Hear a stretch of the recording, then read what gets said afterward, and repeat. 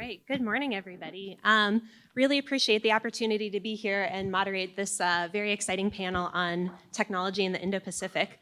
Thank you so much to the sponsors for having us here. I think it's going to be a really good discussion today. And just a reminder, there should be a QR code that you guys can scan to submit questions. I think this is going to be a really good conversation, and I would invite as many questions as you guys would like to submit. So let me just start by doing some quick introductions, but I'd like the panelists to all introduce their work themselves and just tell you a little bit more about where the Indo-Pacific region and advanced technologies fit into their portfolios. So first, I'd like to start with Gregory Allen. He is the director of the Wadhwani Center for AI and Advanced Technologies and a senior fellow in Strategic Technologies program at the Center for Strategic and International Studies. He's previously worked as the Director of Strategy and Policy for DoD's Joint Artificial Intelligence Center. And I think he's going to be a great contributor to this conversation. Next, we have Liza Tobin. She's the Senior Director for Economy at the Special Competitive Studies Project. She previously worked at the National Security Council as the China Director, where she led policy development in areas such as trade, economics, climate, military, and China's influence beyond the Indo-Pacific. She's also previously worked as an economic analyst at Indo-PACOM. Next, we have retired General Stephen Wilson, the former Vice Chief of the Air Force, a former Deputy Director of U.S. Strategic Command, and a former Commander of the Air Force Global Strike Command. He's currently a board member on the Strategic National Security and Defense Advisory Board at Applied Intuition. And last but not least, we have Lachlan McGovern, who's the Counselor for Defense Policy at the Embassy of Australia. Previously has done work on the defense planning guidance, as well as worked other security issues in Southeast Asia and Oceania. So first, I'd just like to kick it off by allowing you all to introduce your research portfolios and just discuss some of the challenges that you guys are looking at. So if you maybe could talk about where you see greatest threats, challenges, concerns in the Indo-Pacific region, and how quickly evolving technology is challenging your views of those situations. So Gregory, if you'd like to start. Well, thank you for the opportunity to spend the day with you here. As you heard, I'm the director of the Wadhwani Center at the Center for Strategic and International Studies. And my focus is really around artificial intelligence and its application in military and national security areas. And when thinking about the competition with China and the challenges of the Indo-Pacific region, a lot of my research has centered around the challenges of the DoD bureaucracy. And specifically, what is it that makes doing artificial intelligence, that makes doing autonomous development in the Department of Defense context more challenging than it would be in the commercial world or even in other militaries? There's a fascinating report by a Polish newspaper that did an embed with the Ukrainian army unit, and they were supported by two software developers. And this army unit had a really hard time identifying camouflaged units in forested regions.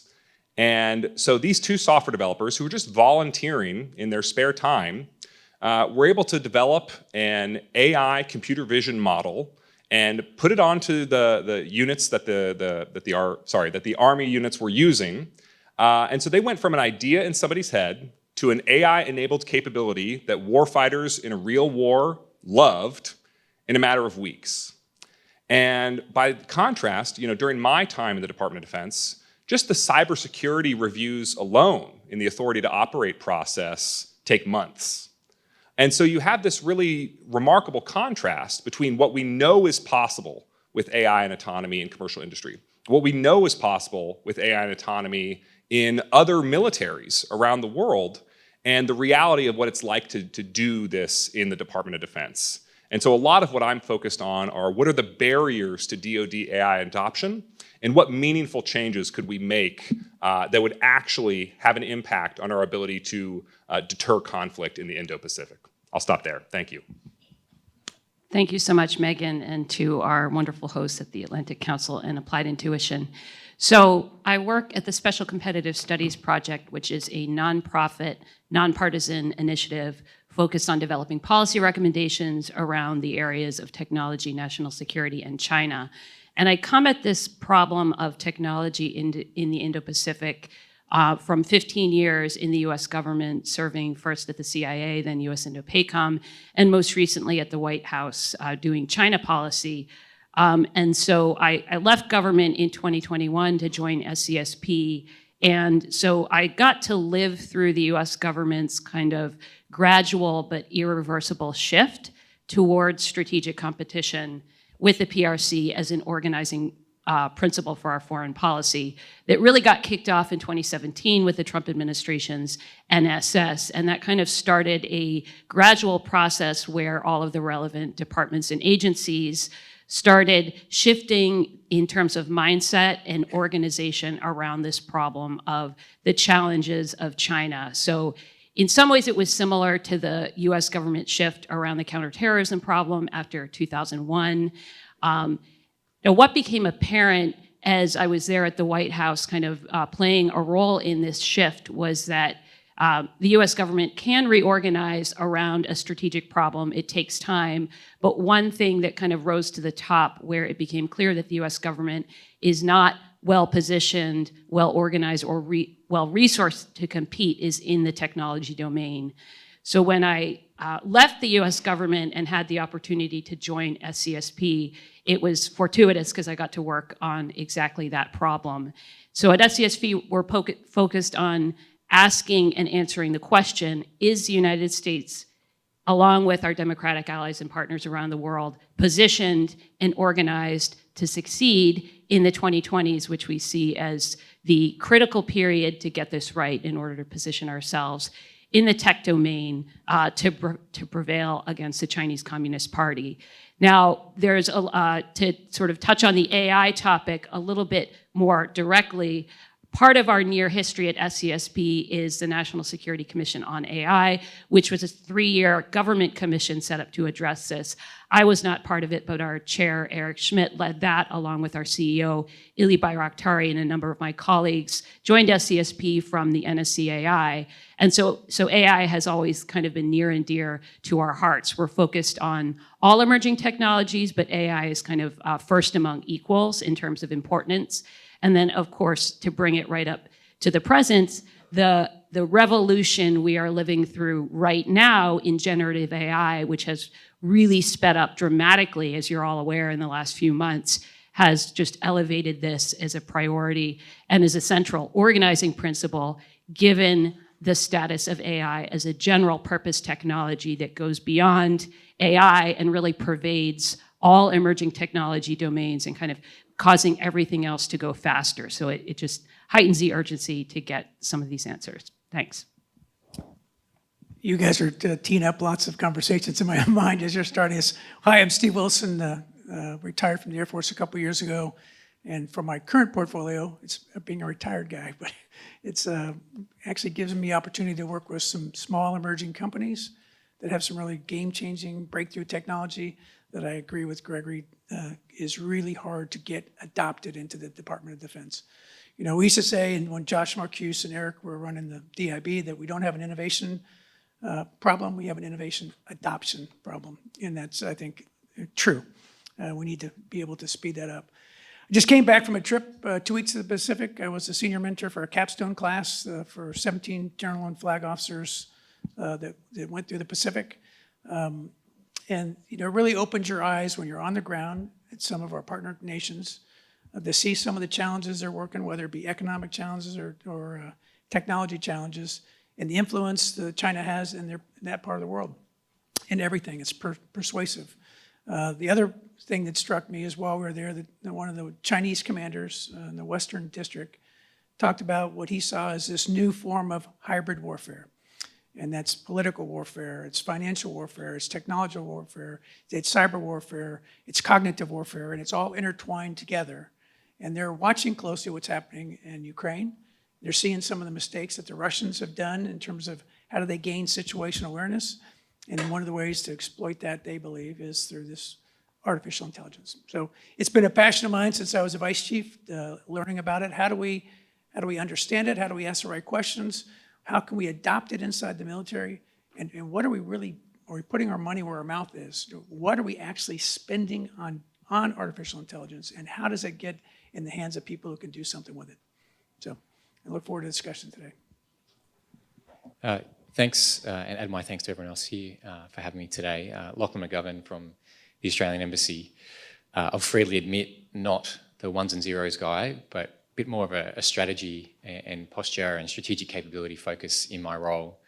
And really what my role is working with the US in the US DoD to enhance our sort of science and technology, industrial and capability cooperation to deliver, on our shared interests and objectives.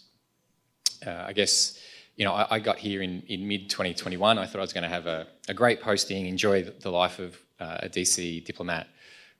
September 2021, a little thing called AUKUS was announced, somewhat changed the tenor of my posting. But, I'm sure we can talk about that later. But certainly that's a key focus in terms of delivering on the, particularly for me, the advanced capabilities pillar of AUKUS. For Australia, we just last month released a Defence Strategic Review that was commissioned mid-last year and then was delivered to our government earlier this year. So it was done pretty quickly, certainly in government land anyway, that's considered quick. And it has produced a new concept of national defence, and that looks at how does Australia as a whole work together to achieve our interests of an open, secure, prosperous, stable Indo-Pacific. That is harnessing obviously the defence element, but across all elements of statecraft, industry, community. We talk about things like resilience, deterrence. We attach those things together. So for us, particularly as we talk about strategic competition in our region, military modernisation, what does that mean for us? And certainly one of the 6 identified priorities in the strategic review was lifting our capacity and capability to rapidly transition emerging and disruptive technologies into our Australian Defence Force. We're not the biggest nation, and so we need to look at how we best use our resources to deliver best effect. That review also talks about delivering deterrence through denial of any adversary's ability to project force against us through our northern approaches. So really for us, how do we harness and leverage technology to deliver that effect? Because Australia is an island continent. It's a pretty big set of northern approaches and 25 million people, how to deliver those effects. So that's kind of where I'm coming from and what I do here on a day-to-day basis. Thanks. Great. I think we will get a little bit more into the how to bring the technology into government. I know you all have opinions on that. But first, just to talk about the operational need. We've seen other geographical areas begin to operationalize autonomous systems, AI, unmanned. Obviously in Ukraine, as you heard about in the last panel, that came about just because of the sheer need. I think on the agenda later will be the founding Commodore of Task Force 59, Captain Brasser, who got started an unmanned fleet in the Middle East. The Navy sort of pitched that as, a confined environment, good for experimentation because of, sort of a manageable piece of waterways they were working with. When you look at the Pacific, obviously it's a vast environment. It's much more challenging to bite off a manageable piece when you look at operationalizing these technologies. So maybe if we could start with Lachlan and work our way back down the panel, how do you look at that challenge of defining what the warfighter need is and beginning to think about a first step for introducing these technologies? I guess for us, it's identifying the effects we need to generate. So not really being platform-centric, but identify the effects to achieve our objectives. And then for us, as I was talking about, we have an area of primary military interest, I suppose, in terms of that sort of immediate sort of maritime Southeast Asia into the South Pacific, Oceania, as you call it. And so for us, it's thinking about, in that geography, how can we deliver certain effects? And it's primarily a maritime domain.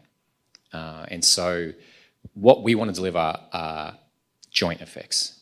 Again, not being sort of domain-centric, but thinking across the domains, multi-domain, cross-domain in delivery of effects. So, I think for Australia, again, as I talked about, we're looking at, we talk about asymmetric advantage because it's not so much an overmatch question. Managing some expectations about the size of the Australian Defence Force. How do we leverage things like AI and autonomy to deliver asymmetric advantage. And for us, I think we've had some interesting, in the last couple of years, some interesting initiatives in the wonderfully named Ghost Bat and Ghost Shark. We are working to bring to bear some types of technologies and platforms, I guess, that can deliver these types of effects, lower cost, attritable, potentially survivable. And how do we deliver that to complement sort of our crewed platforms? You know, it's not the end of the crewed platform for us, but given the geographic span I'm talking about, we need to think about how we use those sort of platforms in different ways. You know, teaming, the collaborative combat aircraft, which the Ghost Bat, the MQ-28 is, and that can deliver a range of effects. Ghost Shark, an extra large UUV, what can effects that deliver undersea? So for us, thinking about how we use those things to complement our crewed systems in a way that can deliver a range of effects.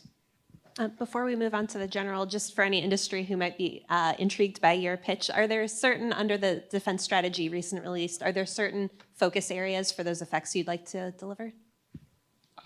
So we are, there's a few things. So obviously ISR, we start from ISR. How do we understand what's happening? Then how do we decide? How do we act, right? Like sort of obvious sort of things to say. One of the other areas we're thinking about is strike. Our strategy is really holding adversaries at risk from a distance. So there are strike platforms, but there's a whole system in terms of, you know, sensing and targeting and decision making. So I think for us, that's a real focus to deliver some of those asymmetric advantages we're after. Let me pick on his, because I think he's exactly on track. Having just spent 54 hours in an airplane crossing the Pacific and these great distances, right? The geography matters, this basing and access is important. I think if you were asked the Indo-Pacific commander, he would say, I don't have nearly the forces I have that I need west of the international date line. So it's going to take allies and partners. It's going to take allies and partners to be completely connected and to be able to sense and make sense of what's going on. And I think we have to be able to do that in a way that we can afford. All right, so we can't afford lots of big, expensive platforms. We have to think differently about how do we do it in a different way with a new emerging capabilities. And so it's going to take allies and partners, and we have to be connected on all of us to be able to bring that together. So I'm not a defense expert, but I will just put in a plug. We need a defense strategy that's powered by AI, and one of my colleagues at SCSP, Justin Lynch, who you'll hear from in a few hours, just published an in-depth report called Offset X. So I encourage you to look at that, but I will not try to cover it in my remarks. I think I'll speak a little bit from the economic perspective. I think the key challenge that we see in the Indo-Pacific is that the US no longer enjoys unrivaled technology leadership. So for the first time in decades, we now face a peer competitor in tech, and technology leadership is also diffused around the world. So some of this is a good thing. You know, the private sector plays a central role. It's unlike the Cold War, where the DoD was really the locus and the driver of innovation, occupying most R&D spending. However, this technology leadership has also diffused around the world, including to our chief military rival, China. So this really poses a conundrum. And I think the area where my team and I have been working on is asking the question, what are the economic factors that enables technology success in the United States? We know that the United States has tremendous economic advantages vis-a-vis China, asymmetric advantages. We're the global financial leader. We enjoy the status of the global reserve currency. The dollar is the reserve currency. Unlike China, we can attract immigrants from around the world. We need immigration reform to make sure we can continue doing that and doubling and tripling and quadrupling that. We have a highly productive and growing workforce, unlike China's that's still shrinking. So what is the problem? And our assessment is that many of these advantages, which are asymmetric, are somewhat disorganized and ungathered. And so what we have proposed is a techno-industrial strategy that would help propose kind of a minimum viable approach to harness the dynamism of our private sector and connect it more to the needs of the nation. And just one thing, when we mention industrial strategy, we often get the reaction, well, that's what China does, so are you just trying to mimic China's approach? No, clearly China's approach to industrial strategy is very all-encompassing, very top-down, centered and driven by the party, very, very wasteful and coercive. Firms don't necessarily have a choice whether to participate, and so we're proposing something that would be much narrower in focus and focus on two key goals that are essential to getting the technology right for the warfighter in the Indo-Pacific, as well as for our broader economy. So the two goals need to be, number one, just boosting productivity. We know that the general mentioned tech adoption being a problem, and we absolutely agree that the United States doesn't have an innovation problem. We have a tech diffusion problem. It's when the technology doesn't get from the lab to the battlefield or from the lab to the market, and Americans aren't benefiting from the economic growth that that technology can bring. And the second goal of the industrial strategy needs to be, of course, fill these key national security gaps. Things that our warfighters need, lagging edge chips, leading edge chips, EV batteries, rare earth minerals, things where the market has not on its own naturally provided those in a secure way, and where government capital in a very narrow, targeted way can help make up the gap and de-risk it and hopefully extend the timelines a little bit to draw in more private investment. So I think I'll stop there. Well, thank you so much for breaking the ice on being a think tank expert to plug a think tank report. Allow me to echo that achievement by pointing out that my own piece, 6 questions every DoD AI and autonomy program manager needs to be able to answer, actually just came out this Monday and wrestles with a lot of the issues we're talking about here. But let me say that in the Indo-Pacific, we don't just need better technology. We need better technology for the problems that really matter.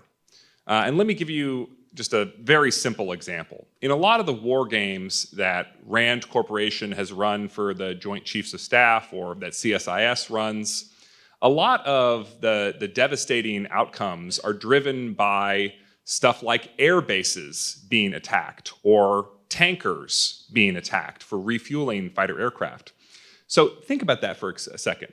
If we were to increase the stealthiness of our aircraft by 10%, or the dogfighting capability of our aircraft by 25%, the war outcome would be identical, right? Identical, because it's not driven by our dogfighting capability. It's not driven by our stealthiness. It's driven by these outcomes on the runways being blown up.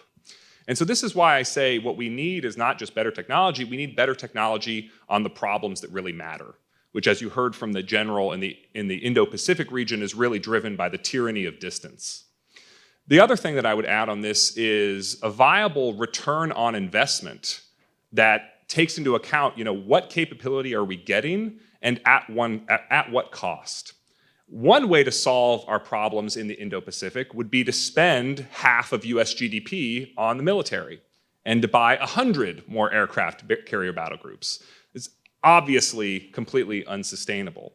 But even if you look at the war in Ukraine, where you see that Ukraine is using missile defense systems, that each missile to shoot down the enemy drone is more expensive than the drone that it destroys by several orders of magnitude. And this is what I mean when I say we need a sustainable return on investment measured in battlefield terms for the technological capabilities that we're working on. And I think there's so much untapped potential in AI and autonomy for systems that perform perhaps at a lower technological performance level than the systems they replace. Most of these kamikaze drones are in every metric that matters worse than a cruise missile, but they're way cheaper. And that is a metric that matters. And so I think in the Indo-Pacific region, AI and autonomy is a really valuable capability for addressing the tyranny of distance, both to know what's going on and to be able to act upon that environment. I'll stop there. Thanks. Thank you. Obviously, when we look at implementing these technologies, speed matters right now. Lachlan brought up the AUKUS agreement, the Australia, UK, US agreement. phase 1 had been announced in March, focused on submarines, but there's a phase 2 that looks at emerging technologies and how to bring those in to this partnership amongst the 3 nations.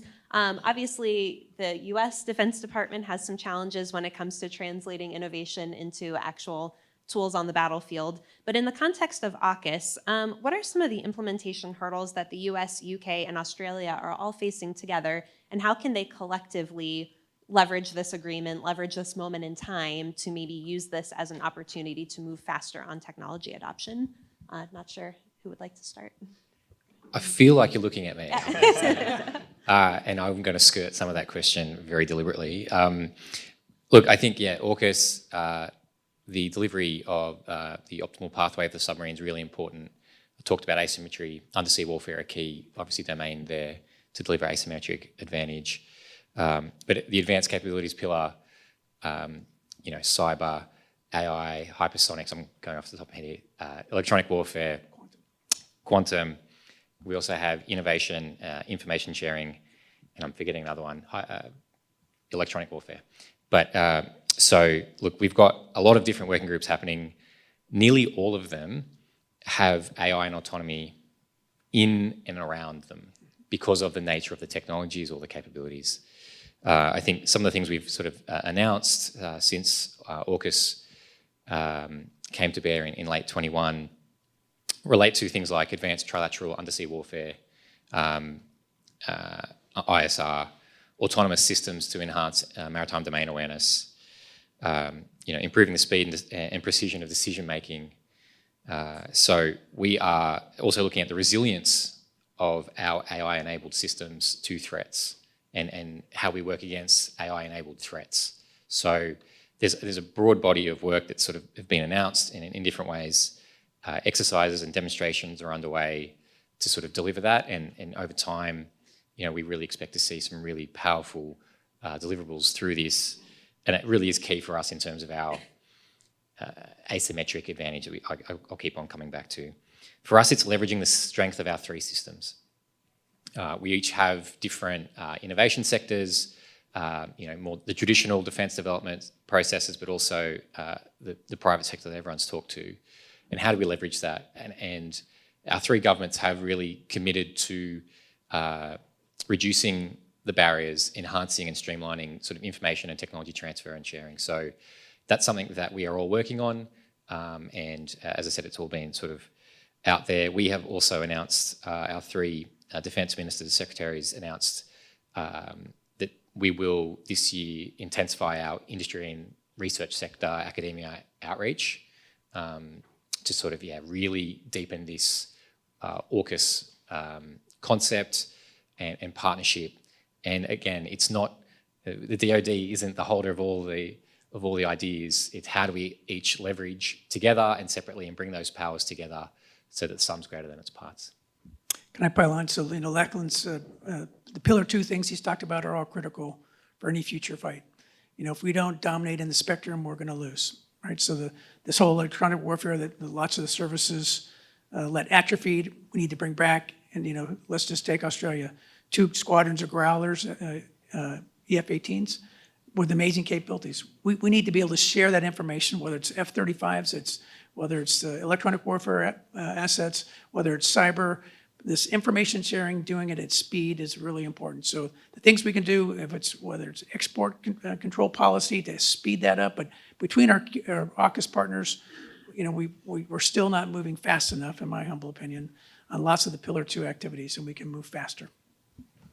Well, the general broke the ice on the export control topic, so I will just quickly say that one obstacle that we need to work on is reforming our export control regime so that we can do more technology sharing with our allies and less technology leakage with our rivals, predominantly China. So a new approach to US unilateral controls alongside a new approach to plurilateral rather than multilateral controls going forward.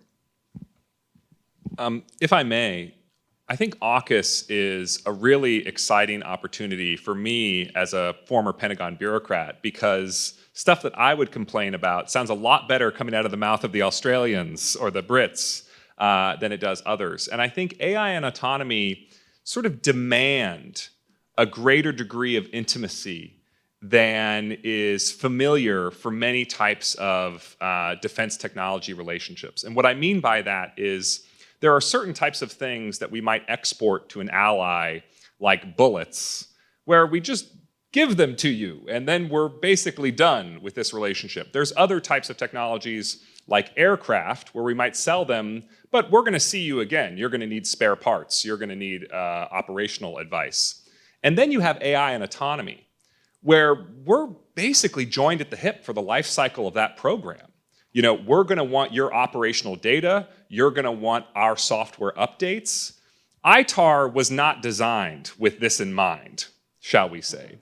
And perhaps the thing that I'm most excited about for the AUKUS relationship, at least in my own little world of AI and autonomy, is that it is an ambitious enough alliance to force us to wrestle with those issues. And it's with partners that we trust enough to actually solve them. I'm watching the questions come in from the audience, and there's one here that I like that's relevant. It asks, are applications of AI and autonomy more complex in the Indo-Pacific versus Europe, as an example, given the topography, overall size, other factors? And does that require a theater-specific approach? And I would just wonder, you know, does AUKUS maybe, if we do need a theater-specific approach, does AUKUS sort of lay the groundwork for looking at what an AI strategy with Pacific partners could look like? I don't know where to say yes or no. You know, I look through this lens of when I talk artificial intelligence and autonomy, it involves data, algorithms, networks. How do I connect the network to the cloud to the edge? And that becomes harder in a theater like the Pacific. So I think there's some aspects of that will be regional specific, but a bunch of the other aspects on the front side, the data and the algorithms, and the networks that are not theater specific. So I think there's certainly work to be done in that area. And again, my driving thing is how do I exercise, train, develop, and get that capability to folks? Because the last thing I want to do is any conflict to be able to say, okay, here's some new AI stuff, and let me chuck it over to you and see if it works, right? So how do we get that into the how we do business today? And it's how we do business, and we do it with our partners, and we're exercising and training with that software to help bring decision speed faster to those who are going to. Again, there's a challenge that we talk about in scale with China. All things China are scale, whether it be people, whether it's systems, and being able to get the right forces in the right place to produce, as Greg said, the right effect. And do it in a way that we can do it, that we're not on the wrong side of the cost curve. It's going to take autonomy, it's going to take AI, and we've got to be able to exercise and train with that. Les, I'd like to come to you. Obviously, when we look at technology in the Pacific, part of the challenge is rapidly fielding technology for U.S. Forces as well as allies, including the Australia and the UK. Another part of the challenge is perhaps looking at slowing down China's ability to field their own technologies. And in some of your economic policy work, I know you've looked at both sides of that coin. I wonder if there are any policies that you are looking at that are not implemented yet that you think could either accelerate our technology development or potentially help slow down China's ability to field these high-end technologies. Yeah, that's a great question. And when we've written about a techno-industrial strategy, we outlined 5 pillars. I won't bore you with them all right now, but they all start with P so that I can remember them when I am trying to talk about them on a stage like this.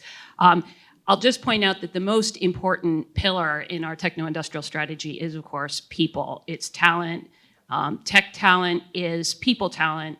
And we know that this is our biggest shortfall. This is what we hear the most from companies that we engage with, from people in government who are trying to get spun up for the technology challenge that we face. So it's always this shortage of talent. So that's about running faster at home and doing what we need to at home to be attracting, developing, and retaining the talent that we need. But you make an important point, and the 5th pillar in our techno-industrial strategy we do call pushback. You can also call it protect. So the idea is that running faster at home, investing in our domestic competitiveness, as we are doing with things like the CHIPS and Science Act, with the IRA and other industrial strategy moves. These are absolutely the most important, but they're not enough.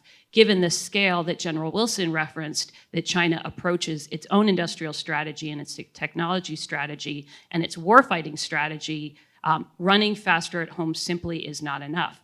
China has been running faster, or trying to run faster, than the United States since at least the 1980s, and it was only around the mid-2010s when we started getting worried that they were actually catching up, and now they're surpassing us in a number of key technology domains that matter for our economy and our national security. 5G network hardware is a key example. When I was in government, I was often in the awkward position of going out and talking to allies and partners and saying, we really don't think you should use Huawei for your 5G network rollout. And they would always ask, well, what is the alternative? We didn't have a single US systems integrator company that we could offer up to compete. That's just one example. Hypersonics, many other areas, EV batteries, a lot of areas where China has actually surged ahead. And so how do we throw sand in the gears, so to speak? I think the first step is simply making sure that we are not aiding and abetting our strategic adversaries advance in critical dual-use technologies where it's essential for the US to remain ahead. And so this is screening out investments that are going to help Chinese semiconductor startups get a leg up based on US capital and, more importantly, expertise. It's a more broad approach to export controls that confront the challenge of China's military-civil fusion, which makes sort of these very fine, clear distinctions and user and end-use controls kind of irrelevant and feckless in 2023. So I think there's a number of areas. It's just key that we are both protecting ourselves from China's brute force economics and also, more importantly, diversifying away from China, trading, investing more with our friends and partners around the world. Can I put a fine point on Lisa's point about people? Went out to one of our big industry partners who was working on hypersonics, and I was frustrated at the pace that we were moving at. And I said, what's holding us back? And they said, well, candidly, people. They said, you know, that today 25% of US college graduates in STEM career fields are US citizens. And so to get a clearance to work is really hard. Right? So, and of that 25% of US graduates, every company in America is fighting for that talent. I said, okay, that's a problem. What else? And they said, well, take this carbon-on-carbon nose cone on a hypersonic missile. One mom and pop shop in America makes that, right? And they're making a very small number per month. And to try and scale that to any meaningful capacity, we don't have that. So it starts with this people, both on the education side and as well as to be able to produce the capabilities that we need.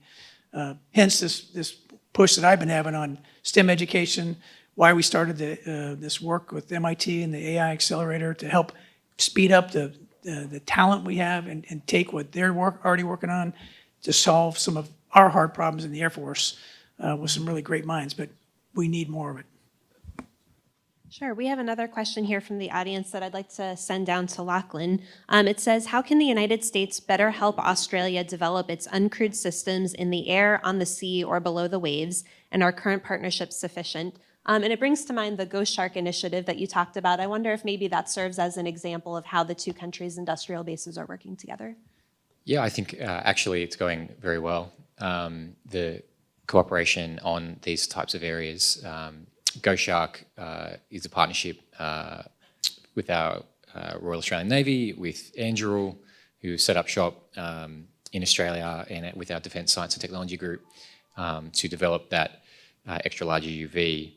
One of our admirals was talking about doing the dirty, dull, and dangerous work, which I quite like, as at least it's alliterative, if nothing else. But look, I think we're working really closely with the US on this. I think there's a shared realization on the importance of it, and so I wouldn't suggest that there are problems that are worth airing. It's really, we work through any issues as they come, and there is a really good degree of goodwill on both sides. It's really, when we talk about industrial cooperation, about I think Gregory talked about this, Liza's talked about this, the General's talked about this. How do we as an organisation actually get better at leveraging? And how are we setting up our systems to better leverage? So that's a challenge on us. We've just stood up, or we are standing up, the Australian Strategic Capabilities Accelerator. And that was an initiative that's fallen out of the Defence Strategic Review, but it was a recognition of how are we leveraging the innovation that's happening. And that's for Australia. And then we talk about there's an innovation working group under AUKUS that is working that across the countries.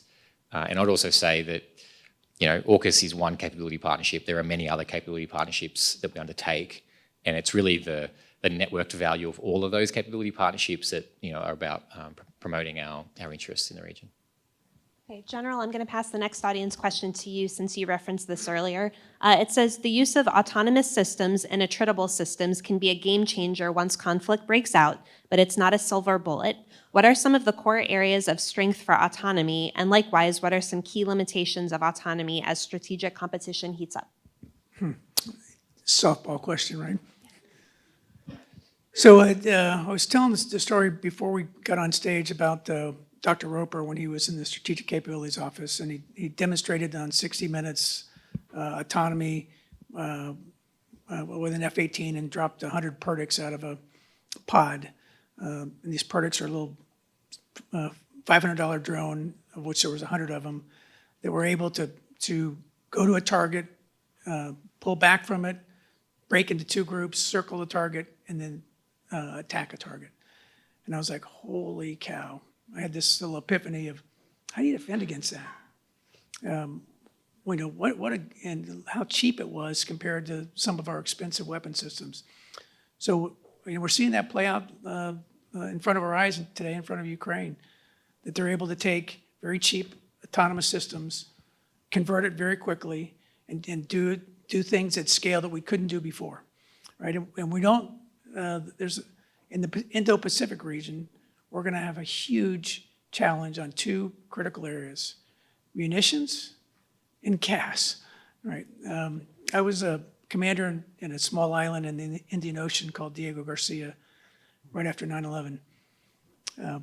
We, in essence, went through the world supply of the Joint Direct Attack Munition, flying 10 bomber sorties a day against Afghanistan. And while we were doing that, we were taking 1.1 million gallons of gas a day, and we weren't under attack, to Gregory's point. Scale that against a peer fight in the Pacific, and it's ginormous. So we have to be able to find a way to do small autonomous weapons. We have to be able to do it cheaply. We have to be able to as our adversaries build up defenses, do things differently, and again, put our adversaries on the wrong side of the cost curve and not us. And we have a challenge with doing that. I'm going to try to sneak in one more audience question. And Gregory, I'll start with you and put you in the comfortable position of answering this, knowing that Congressman Whitman is standing here waiting to talk next. The audience member asks, many of the recommendations made on this panel require congressional action. Does Congress grasp the needs and requirements of the defense community? And are there any policies that you would highlight for congressional consideration? Well, I think Congress is certainly engaged. I don't think anybody can say with a straight face that Congress hasn't been working to aggressively push AI. I think my recommendation to Congress is, let's just take the example of you're trying to water your garden and there's a kink in the hose, so no water is coming out. Well, one way to solve that problem is to crank up the water pressure as high as you possibly can so that it fights its way through the kink and you're able to water your garden. The other way to solve that problem is to unkink the hose. And so my recommendation to Congress is let's find all those nitty-gritty, super boring policy blockers and legislative blockers that make it so hard to do the job that we want the Department of Defense to do. Because there really are a lot of barriers that make it more difficult to do AI and autonomy in the Department of Defense, even when money is available, than it is in commercial industry or that it is in Ukraine and our allies. Thanks. That's a perfect way to end it. We are just about out of time, so I'd really like to thank all four of my panelists, and again, thank Atlantic Council and Applied Intuition for having us here to speak about these issues today. Thank you.